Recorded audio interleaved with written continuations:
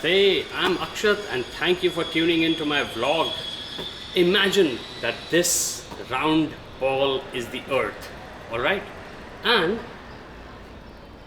approximately this is the moon. And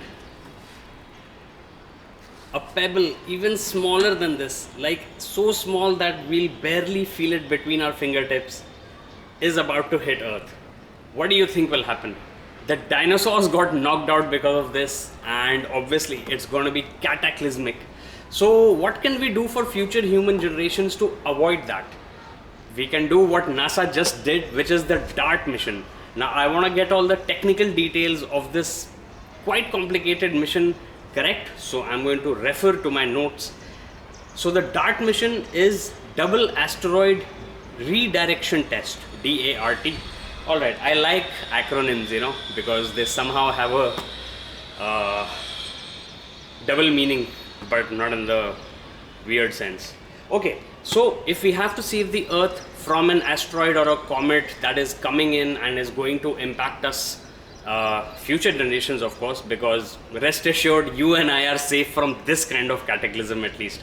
I mean, if there has to be a catastrophe within our lifetimes, it'll probably be man-made, and that just sucks.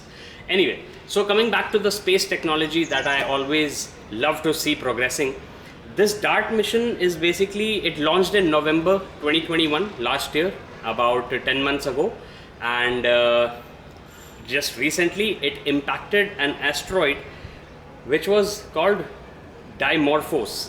So the asteroid is still there because the DART spacecraft is not very huge. It's like approximately 500 kilos.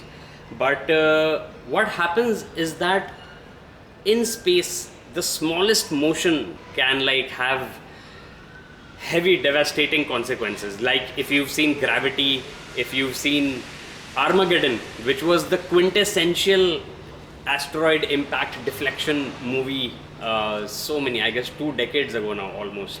Bruce Willis and Ben Affleck, and I think it had my favorite guy Steve Buscemi in it.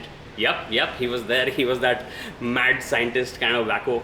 But yeah, DART basically took that asteroid out of its natural orbit, and it shortened its orbital period by 32 minutes.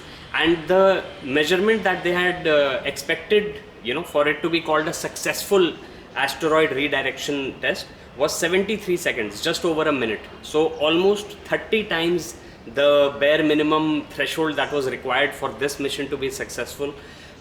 We achieved that, and by we I mean NASA, but ISRO is also doing great work. I don't know how far the Gaganyaan program is coming along, but I'm sure it's progressing step by step, because obviously priorities are given to on the ground, on Earth problems. But yeah, space tech, I was discussing with my friend Paddy the other day, in fact just yesterday, both Paddies in fact, that like for example solar cells. So how did solar cells become so widespread, and now they are printable and rollable and everything?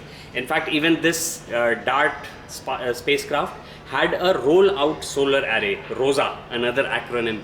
So what happens is these are rolled up in next to the spacecraft, and once it's deployed, and it was deployed by a SpaceX Falcon 9, so that's a reusable booster, and landing it back on the drone ship was something that was so specifically calculated down to the last millisecond and the last millinewton and kilonewton and all these very intricate calculations that astronomy requires. Now the technology that develops from this, the computational advancements that we make from this, all these things do pan out into real world applications which kind of help us lead better lives, right? And in the long term, that is why I want humanity, humankind, to become a spacefaring species, is because delving into the earth and going under the oceans or going to the top of the Himalayas, where I will go first off as soon as I can, In fact, I recently visited the Hanle Observatory, which is the highest observatory in India, and where they are setting up a night sky sanctuary. So astrotourism is being promoted, and I hope it will be sustainable. So you can check out my vlogs. I'll leave a link in the description if I remember, because these are my unedited vlogs, as some of you might know who are tuning in again. Okay, so when space tech transforms or gets implied into our real lives, that is the reason we should pursue the pursuit of space, right? And well, the earth can only support a finite number of human beings, right? So until we push it to that limit, either naturally or by our own stupidity, hard-headedness, arrogance, you know, all these kind of things need to be toned down and you know, in a perfect world, in a utopian world, eliminate it altogether. But yeah, until then, let's keep trying. And that brings me to a call to action. So smash that sub button for Awesome Fun. I will also leave a link to my science fiction book, An Android Awoke on Moon, in the description below. And I'll give you updates about NASA's Artemis as well, which was supposed to be the beginning of our return to the moon, but it has been delayed because it's a very complicated machine and a huge machine. And well, with machines, you gotta maintain them, you gotta make them perfect. Like I was telling you about SpaceX's Falcon reusable boosters and everything, it requires astronomical, literally astronomical level calculations. But I trust we are getting better at it as we move along. Okay, so I will call this lunchtime vlog to an end right here, and thank you once again for watching. I'm Akshat, and goodbye, namaste, take care, and stay safe.